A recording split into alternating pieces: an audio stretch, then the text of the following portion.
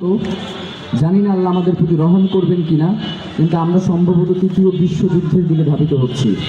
যেইভাবে মধ্যপ্রাচ্যগুলো এই যুদ্ধের সাথে জড়িয়ে যাচ্ছে, সেটা একটা তৃতীয় বিশ্বযুদ্ধের ইঙ্গিত দেয়। তৃতীয় বিশ্বযুদ্ধ হোক আর চতুর্থ বিশ্বযুদ্ধ হোক, আমাদের যতক্ষণ পর্যন্ত প্রাণ আছে ততক্ষণ পর্যন্ত আমরা মুসলিমের পক্ষে।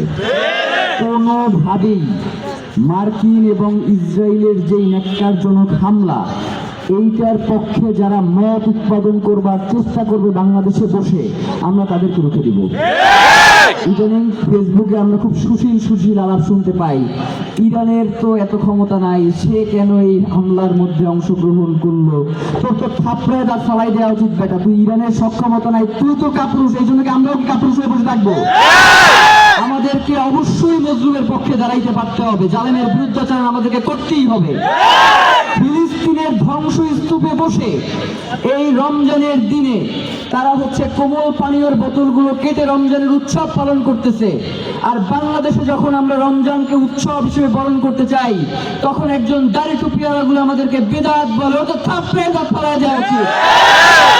যেইখানে তার বাসস্থান নাই, তার খাদ্য নাই, তার চিকিৎসা নাই, এরপরেও তারা আল্লাহর বিধান রমজানকে যথাযোগ্য মর্যাদায় পালন করবার চেষ্টা করছে।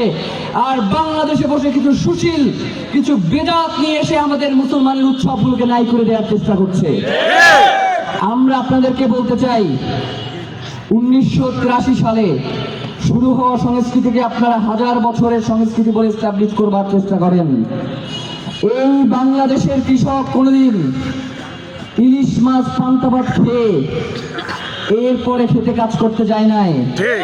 সেই বাংলা সনকে আপনারা এলিট ক্লাসের কাছে বর্গা দিচ্ছেন। শহীদ ওসমান হাদি বাঙালি মুসলমানের উৎসবকে, রিক্সাওয়ালার উৎসবকে, সিএনজি ওয়ালার উৎসবকে, গার্মেন্টস শ্রমিকের উৎসবকে তাদের কাছে ফিরে দেওয়ার জন্য এই আন্দোলন শুরু করেছেন।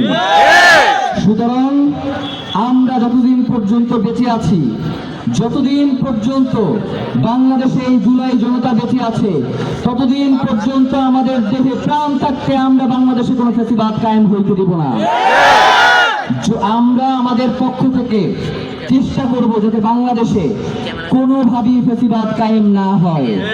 প্রথমে আমাদের কাজ কি? আমাদের প্রথমে কাজ হচ্ছে তাদেরকে বোঝানো, তাদেরকে হাত ধরে পা ধরে যেইভাবে বুঝাইলে তারা বুঝবে ওইভাবে আমরা বুঝাবো। কিন্তু এর পরেও যদি বুঝে কোনো কাজ না আসে, তাহলে লাথি দিয়ে দিল্লিতে পাঠাইয়া দিব। হাসিনার থেকে বেশি ক্ষমতাবান তোমরা হইয়া যাও নাই।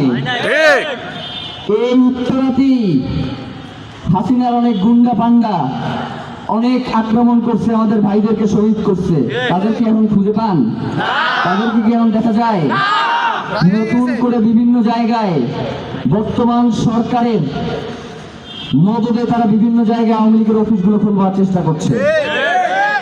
ঢাকা বিশ্ববিদ্যালয়ের মতো জায়গায় তারা ছাত্রলীগের পোস্টারিং করছে। আমরা স্পষ্ট করে বলে দিতে চাই, যে এমপি আওয়ামী লীগের অফিস উদ্বোধন করছে, যে আওয়ামী লীগের অফিস ওপেন করার অনুষ্ঠানে গিয়ে বক্তব্য দিয়ে আসছে, তাকে আপনি সাসপেন্ড করেন।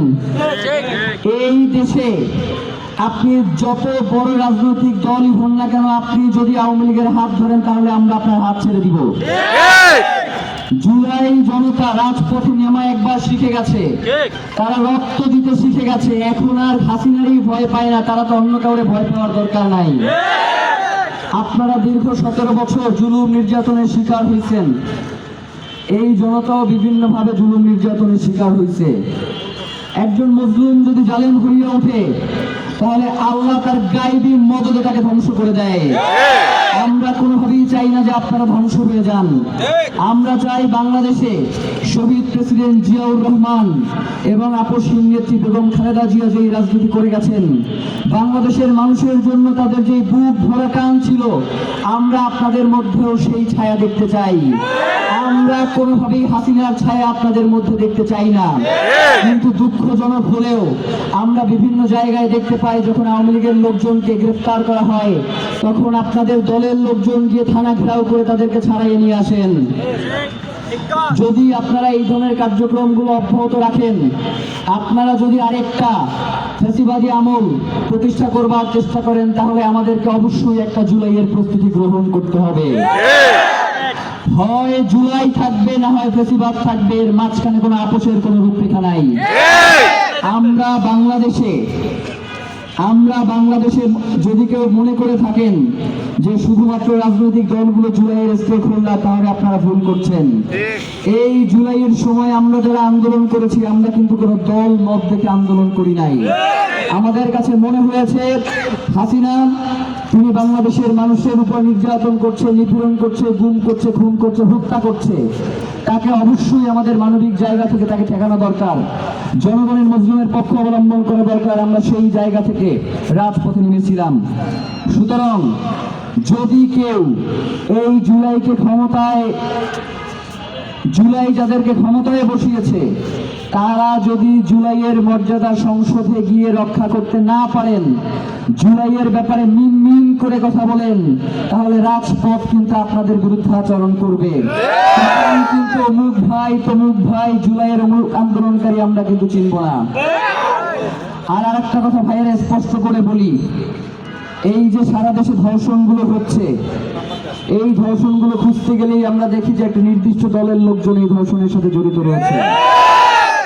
আপনারা যত ক্ষমতাবান হন না কেন, মজলুমের পক্ষে আমাদেরকে কথা বলতেই হবে।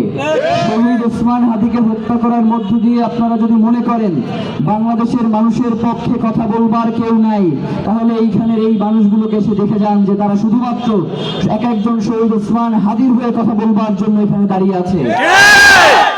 আমরা বাংলাদেশে শহীদ ওসমান হাদির ইনসাফের যেই লড়াই, সেটাকে আমরা বাংলাদেশে প্রতিষ্ঠা করার না পর্যন্ত আমাদের এই লড়াই চলবে ইনশাআল্লাহ। পৃথিবীর যে কোনো প্রান্তে, যে কোনো জায়গায় একজন মজলুমের পক্ষে দাঁড়ানোর মন মানসিকতা আমাদের রাখতে হবে। ইদানিং আমাদের কাছে বিভিন্ন ভাবে বলা হয় যে বিএনপি তো অনেক বড় দল, 215-র বেশি আসন পেয়ে তারা ক্ষমতায় আসছে, একটু রয়ে সয়ে কথা বলো।